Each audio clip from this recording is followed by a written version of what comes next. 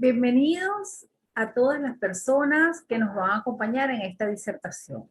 Soy la profesora Franaid da Silva y agradezco a la Universidad Pedagógica Experimental Libertador, al Instituto de Mejoramiento Profesional del Magisterio, a la Extensión Académica Mérida, a la Coordinación Local de Investigación y Posgrado y al Núcleo de Investigación en Educación Media. Muchas felicidades por haber planificado esta tercera jornada de difusión investigativa que han denominado retos educativos en tiempos de pandemia. El tema que voy a disertar con ustedes se denomina una mirada contextualizada a la innovación educativa del docente latinoamericano. La agenda que seguiremos es la innovación como concepto genérico, los principios de innovación educativa, algunos elementos que marcan la diferencia en la región latinoamericana y las experiencias de innovación educativa en pandemia. Cuando hablamos de innovación, muchos podemos pensar en estas imágenes que ustedes ven acá. Nosotros podemos pensar siempre que la innovación es robótica, inteligencia artificial, big data, blockchain, criptomonedas, también índice bursátil, mobile learning, e-learning. Sí, todo esto es innovación. Y justamente la innovación es una nueva forma de proceder que contempla tres elementos claves según la RETA. La producción, es decir, una nueva forma de producir el conocimiento que debemos tener sobre la realidad a la que se va a innovar. Y el tercer elemento, y es clave en la innovación, la creatividad. Podemos pensar en este momento en muchos ejemplos que nos llevan hacia comprender la innovación en algún aspecto de la vida cotidiana o en algún aspecto de alguna profesión, como en la ingeniería, como en la medicina, como en la educación, por muchas circunstancias que vienen de la mano con la pandemia y ya antes veíamos cambios paulatinos en la forma de hacer las cosas, a pesar de las resistencias al cambio, a pesar de las resistencias a la innovación. La innovación, según Pérez, nos propone que no es un simple cambio, no es un pañito de agua caliente que damos en un momento para cumplir con alguna política de Estado o algún elemento transitorio, no. La innovación busca una aportación y resolver problemas, realmente resolver problemas de fondo, dejar conocimiento aplicado, algo que puede resolver en un momento determinado un problema presente, los problemas presentes, o limita la influencia para el desarrollo y desenvolvimiento del sistema. Eso hace la innovación. La innovación entonces es una nueva forma de hacer las cosas, es buscar de raíz cuáles son los problemas que existen. Muchas veces podemos pensar que para innovar debemos tener tecnología de punta en las manos.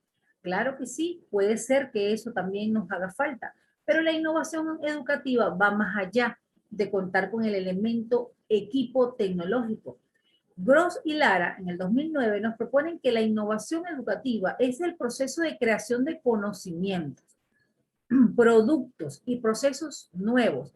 Coincide aquí con la RETA, en el cual conforma una parte esencial del trabajo de las organizaciones, ya que es un valor imprescindible para la sociedad del siglo XXI. Ahora, Carbonell nos define la innovación como una serie de intervenciones, decisiones y procesos con cierto grado de intencionalidad y sistematización que tratan de modificar actitudes, ideas, culturas, contenidos, modelos y prácticas pedagógicas. Entonces, cabe preguntarnos acá, ¿hasta dónde y qué hace falta para innovar en educación? Entonces, la primera frase que traigo aquí para que la pensemos y reflexionemos es que tú debes ser el cambio que quieres ver en el mundo. Tú debes iniciarlo para que otros vayan detrás de ti. Y aquí traigo algunos ejemplos de innovación educativa que les va a asombrar quizá el qué hicieron ellos para merecer tanto. Por ejemplo, el profesor de Ghana que enseña informática en una pizarra sin computadora, en una pizarra en la pared. Él se convirtió en un éxito viral y fue catalogado como un profesor del año.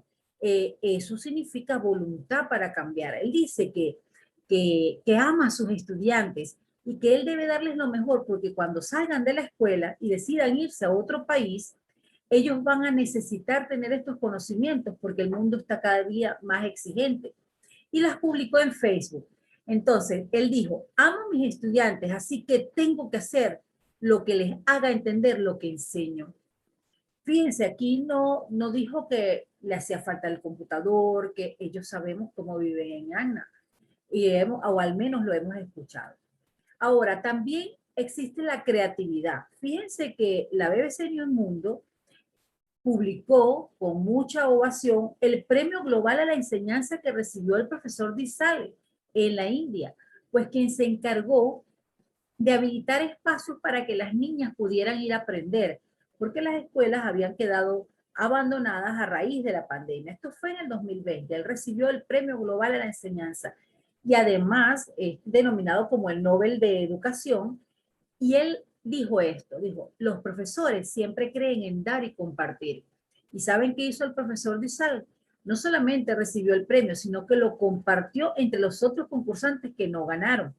Esto significa que hay una entrega más allá de obtener el recurso económico.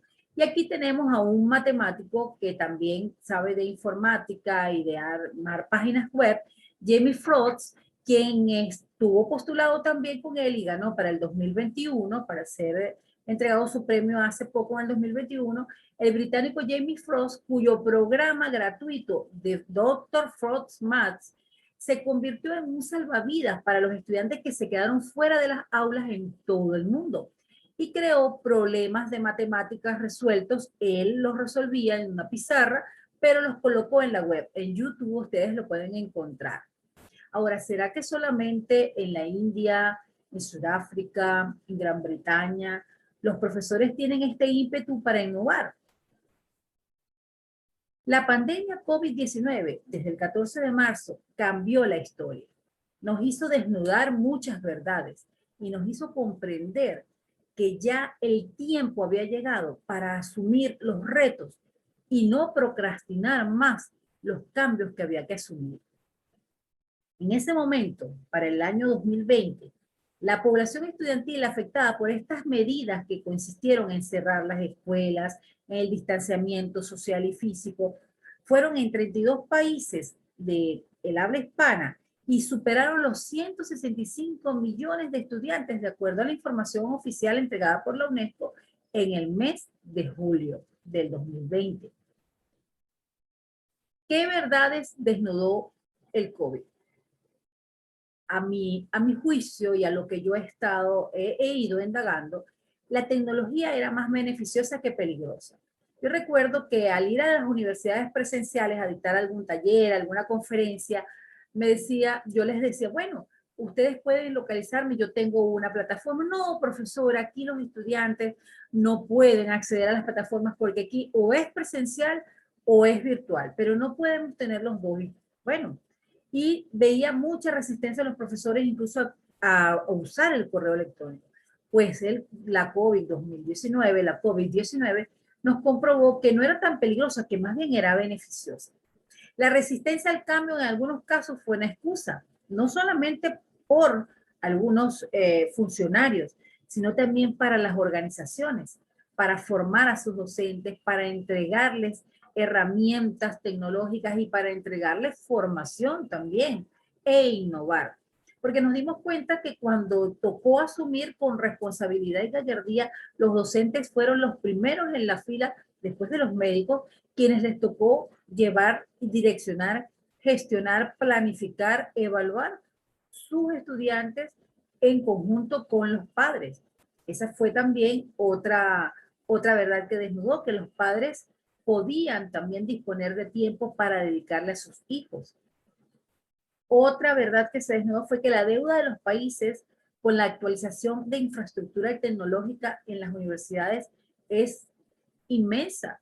No solamente es en nuestro país, en Venezuela, sino también en otros países latinoamericanos. Esto se pudo observar en Colombia, se pudo observar en países como Bolivia, Perú, donde la infraestructura tecnológica estaba desactualizada. Incluso llegué a observar que en Estados Unidos tuvieron fallas con lo que tenía que ver con la habilitación de las plataformas a los profesores. Puso en evidencia el histórico caldo de cultivo de la desigualdad educativa. Aquí hemos podido observar la brecha digital que se abre cada día más fuerte entre aquellas personas que pueden acceder a la tecnología, a las evoluciones, dentro de las evoluciones tecnológicas, y a quienes no lo logran hacer porque viven distanciados geográficamente, por la brecha socioeconómica que existe y muchas otras más. La seguridad infantil depende de la escuela. Hemos visto casos que se han aumentado, casos de violencia de género, de violencia infantil, de abuso sexual infantil por el ocio en casa, muchas veces. Y también la seguridad alimentaria dependía de la escuela. De hecho, en muchas escuelas se mantenía el, el apoyo alimentario a las familias para que no dejaran de dárselo. Aquí en este cuadro nos preguntamos qué queremos significar. Voy a detenerme solamente en el hecho de cómo en América Latina y el Caribe, 29 países desarrollaron estrategias de continuidad de estudios en la modalidad distancia. Este fue un aporte de la UNESCO en el año 2020, donde se hizo un estudio en numerosos países y muchos utilizaron como instrumentos de aprendizaje a distancia. Otros aprendizaje en línea, 26 países, aprendizaje fuera de línea en 24 países, transmisión de programas educativos por televisión, por radio. Volvimos a tiempos en los que ya no se usaba casi la radio y la televisión. Las plataformas en línea, surgieron muchas que estaban dormidas y surgieron otras que no conocíamos. Recursos dirigidos a docentes. Muchos recursos han surgido, se han creado plataformas, páginas web, hemos dado webinars tanto acá en Venezuela como en otros países, y las universidades. De hecho, la Universidad Pedagógica Experimental Libertador ha abierto muchos programas para poder atender las necesidades de sus estudiantes, de sus doctorandos, de sus maestrantes. Así, entrega de dispositivos tecnológicos. ¿Para qué? Para promover en esos profesores bajar el estrés, bajar un poco la desmotivación, porque también tenían muchos que atender sus hogares y sus problemas familiares, los problemas que existen normales de nuestros países, y además la pandemia. Otros países, el más fresco que tengo es Costa Rica, llevaron las clases en línea. Todos los jueves, clases en línea por 3, 4 horas con los estudiantes para poder desarrollar las clases que tocaba de manera presencial. ¿Okay? Ahora continuemos acá. Entonces, en Costa Rica se implementaron estrategias de aprendo en casa, como les decía, combinando con la transmisión de contenido educativo por TV, radio y Facebook, y alianzas con Microsoft para disponer de plataformas de comunicación.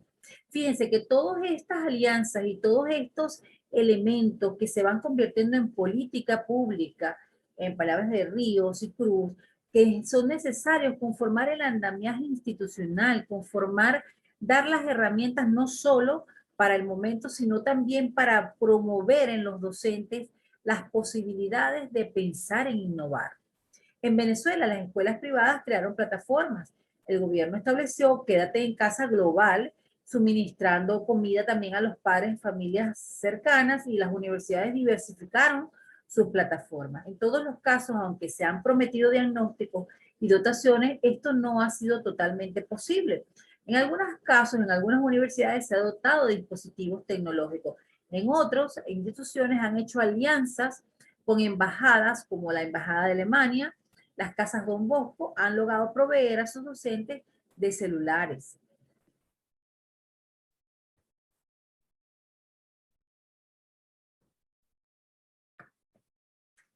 En Uruguay fue el único país de la región que, habiendo logrado cerrar la brecha digital, pudo transitar a las aulas virtuales, aún con el desafío de alcanzar a aquellos estudiantes más vulnerables y con conectividad ilimitada. En Chile, por su parte, hizo un fuerte despliegue de contenido académico.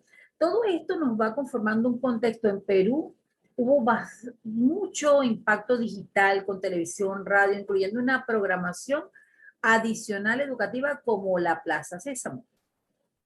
Aquí debajo podemos ver en qué países y el impacto de plataformas de aprendizaje, contenido digital, material físico, más redes sociales, TV y radio y otros sin medidas. Fíjense que esto nos permite observar que la innovación educativa en nuestros países fue muy diversa y fue colocada, si se quiere, por momentos.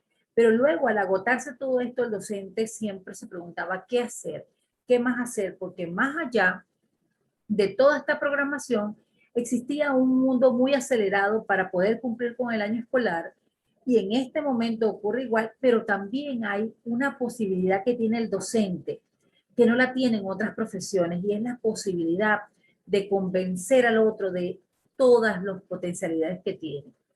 Es allí donde el docente latinoamericano juega un papel muy importante, como lo juegan todos en el mundo, pero en la indagación que he realizado hasta ahora, que por cuestiones de ser una investigación en avance, no puedo divulgar totalmente, solo les puedo decir que el docente latinoamericano marca la diferencia sin incluso tener muchos recursos económicos. Voy a mostrarles algunas experiencias.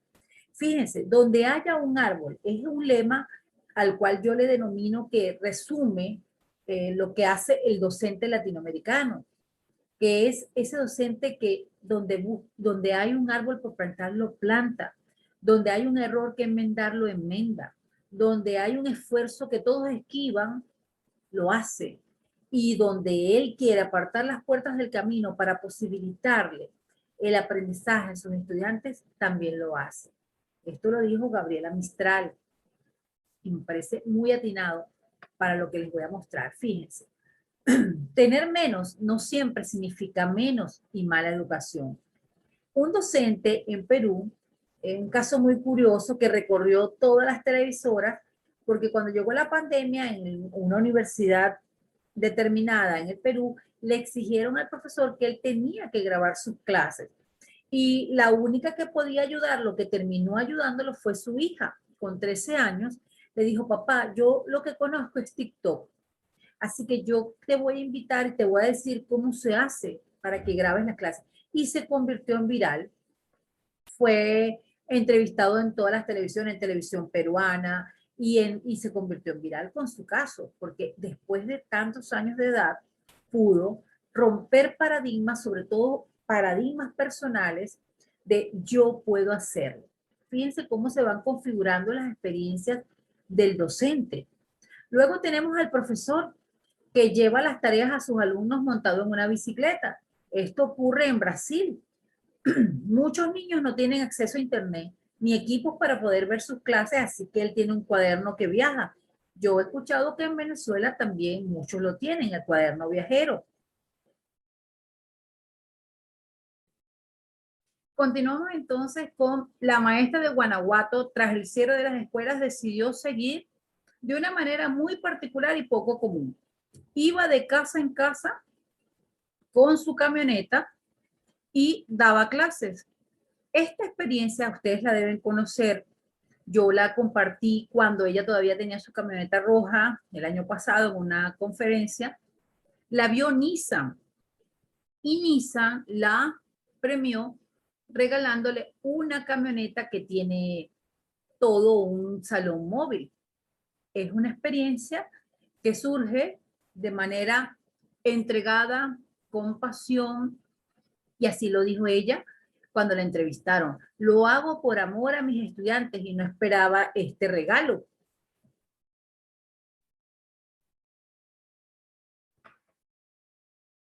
Otras experiencias que quiero compartir con ustedes, que está en el libro de Ecosistemas de Innovación Educativa en Latinoamérica de Axel Rivas, son los gimnasios cariocas en Río de Janeiro, que por razones de tiempo no voy a pararme a explicar cada experiencia, pero son muy valiosas.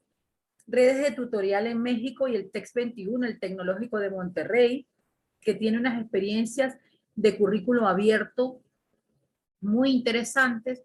La Escuela Nueva en Colombia, el Innova School en Perú, el Educar 2020, Educar para Aprender en Chile, los microcentros rurales de Chile, las orquestas juveniles de Venezuela,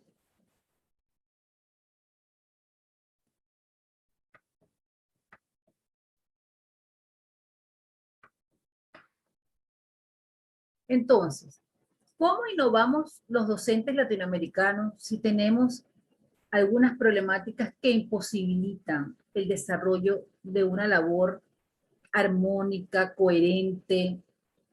No ganamos bien en la mayoría de los países, pues innovamos desde el amor, porque no abandonamos los espacios que ya quedaron vacíos físicamente.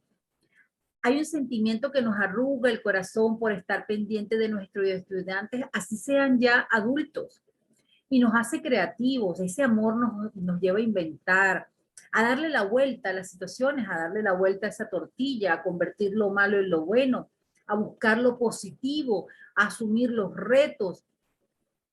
La pasión es la entrega, el ánimo, el fervor, la motivación, el empuje, el frenesí con la que elaboramos, esa adrenalina que siempre nos da el temor de lo que puede ocurrir y que siempre en las acciones pedagógicas o andragógicas le impregnamos.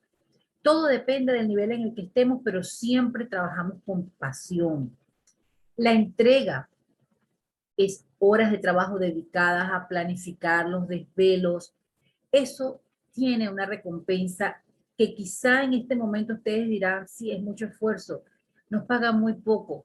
Sin embargo, cuando hablamos de innovación educativa, se trata de eso, de lo nuevo que hacemos, de cómo lo hacemos, de la solución a los problemas que damos, del crecimiento personal que eso genera, de cómo podemos visualizar. Y hay algo muy importante que le está faltando al docente latinoamericano, porque lo he identificado, que es conseguir los canales para difundir lo que hace, escribir, llevarlo a webinars, a congresos, a foros. Eso es parte también de las fuentes de información que he tomado para esta investigación, que me ha permitido ver que más de 50 congresos se han desarrollado en pandemia, se han desarrollado a través de todos estos meses, y en esos más de 50 congresos han participado más de 50.000 personas. Han estado conectadas por el canal de YouTube y se han disertado temas que van muy de la mano con esto que estamos conversando acá. La resiliencia. Innovamos desde la resiliencia porque somos docentes que nos resistimos, que persistimos, que no desistimos y que siempre nos fortalecemos en la adversidad. La adversidad se convierte como en un impulso, se convierte en eso que necesitamos para avanzar. Sin embargo, entonces existen unos desafíos. El docente latinoamericano se enfrenta a situaciones que también forman parte de las disertaciones que están dentro de los congresos. Son problemáticas. Quise nombrar solamente 4, pero hay muchas más. Y esto también me ha apoyado en el libro de Innovación Educativa en Latinoamérica por Carmen Pelexer, Wolters Kluwer, España. Primero, los problemas socioeconómicos. No podemos evitar, no podemos evadir la brecha económica que existe en nuestros países, donde algunos pueden acceder a la educación privada, otros no pueden acceder a los procesos de formación privada, que son muy buenos y que lo hacen muchas instituciones, corporaciones, pero no logran acceder. Además, la distribución de los recursos entre escuelas públicas, escuelas privadas, escuelas urbanas, escuelas rurales, hay mucha distinción entre esa distribución de los recursos. Además, los sueldos, los salarios, la habilitación de créditos para las familias, muchos elementos entran acá, problemas que obstaculizan de alguna u otra manera la innovación educativa. Las diferencias de género, la violencia de género, el irrespeto a la mujer, a la niña, el distanciamiento geográfico, nuestro continente, nuestro Suramérica, arriba está Venezuela y muy allá, muy abajo está Argentina. Para nosotros trasladarnos a Argentina a hacer un taller no es lo mismo. En Europa tomar un tren cuesta pocos euros y pueden trasladarse de un sitio a otro fácilmente. Nosotros tenemos mucha distancia geográfica que nos impide muchas veces formarnos y movilizarnos. Esta falta de movilidad de los profesores, de intercambio, se ha solapado un poco gracias a estas redes sociales, las redes sociales académicas, las redes de internet, pero no lo hacen todo. Y hace falta esos encuentros para poder intercambiar paradigmas, formas de evaluar, recursos, materiales didácticos, formas de gestionar el ámbito educativo. Las tasas de analfabetismo que no terminan de desaparecer, el trabajo infantil y el abandono escolar a temprana edad, son problemas que de alguna u otra forma deben abordarse desde la innovación educativa para evitarlos, para contribuir a que disminuya. Entonces, ¿cómo se cuantifica la innovación educativa en nuestros países? El docente. Quizá algunos de ustedes puedan comprender que son otras, pueden pensar diferente. Sin embargo, en lo que he observado, veo que la creatividad, marcar la diferencia, hacer, darle la vuelta a las cosas, no quedarse con la última, con la palabra, con la queja, sino también buscarle, porque ya sabemos los problemas que tenemos, pero buscamos siempre ser creativos, ingeniar. La competencia digital. Hemos aprendido nuevas herramientas.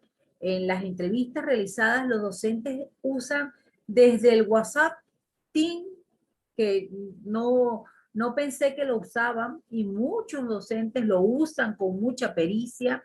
El WhatsApp Learning, usan el teléfono celular con Telegram, Instagram, Facebook, todo lo que tengan a la mano. El docente ya perdió el miedo a trabajar de cara a cara en Zoom. Anteriormente, buscar un docente que pudiera dar una clase en Zoom era muy difícil, o reunirse por Meet, o reunirse por otra vía, por YouTube, ¿no? Ahora el docente arma una reunión de YouTube como armar una reunión presencial. Entonces, el manejo de todas las herramientas, de todas estas competencias digitales, los ha empoderado de una manera tal que ya tienen la habilidad para saber, y tenemos la habilidad para saber cuáles son las herramientas que sirven en determinados grupos de estudiantes y en determinados grupos familiares. Las competencias integrales, estamos dotados de una fuerza interior que nos mueve.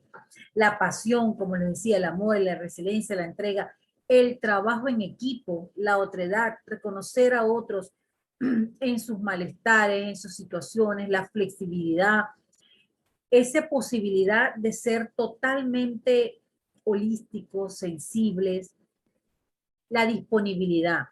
Anteriormente, bueno, también se ha convertido esto en una falla, porque recibir mensajes a toda hora, pero nos hemos adecuado, nos hemos adaptado y hemos conocido y hemos empezado a normarnos, porque anteriormente fue todo efusivo, con mucha confusión.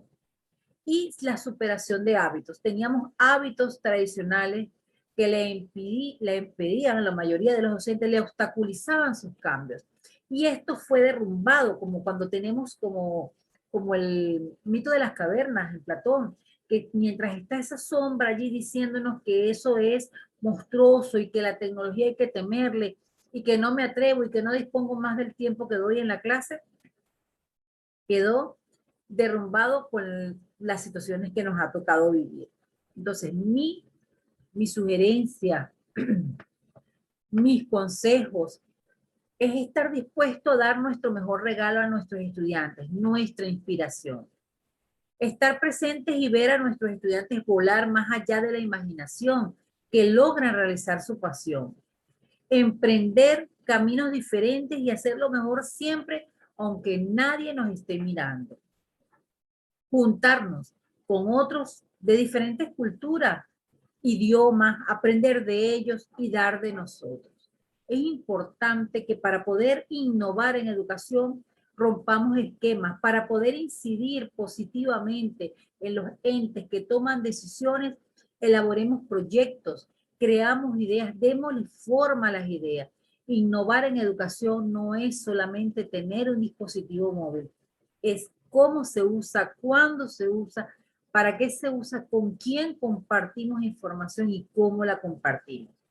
Así que les agradezco mucho la invitación que me han hecho a participar en esta hermosa jornada y me despido de ustedes esperando sus comentarios, esperando sus aportes. Esto es una disertación que se encuentra en una investigación en construcción. Un abrazo y que estén muy bien. Gracias.